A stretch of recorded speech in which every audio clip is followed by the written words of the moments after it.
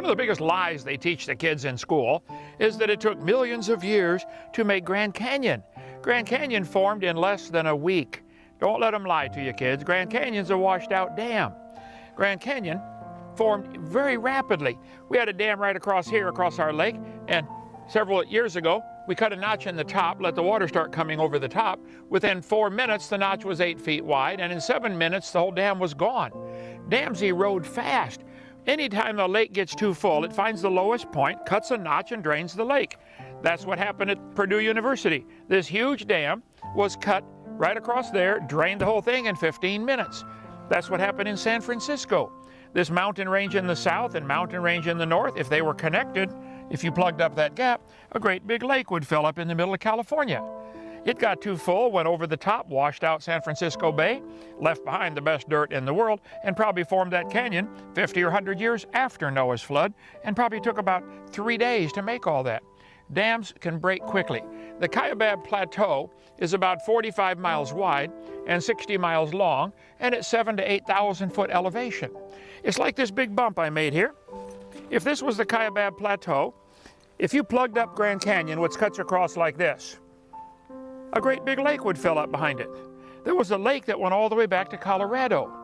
Then it got too full, they found the lowest point, and it started meandering around, and it would start eating at the other side.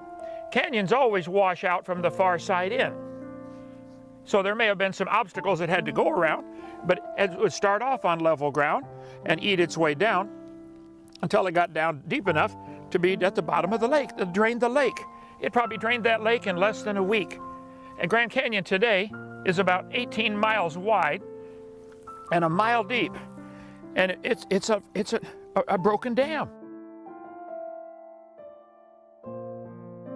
In the summer of 2021, we had a big storm and this lake got too full. It went over the top right here. The water's running this way and it started eroding this way. All canyons do that. The water goes this way, the groove comes this way. If we'd let it keep running, it would have eaten a giant canyon all the way back here from this little bitty pond. It does not take millions of years to make erosion like that. Probably took about 1 hour to erode all that dirt away. During the storm last summer, the water came pouring out of the woods here, came right across our little road, and began washing out this canyon in less than an hour.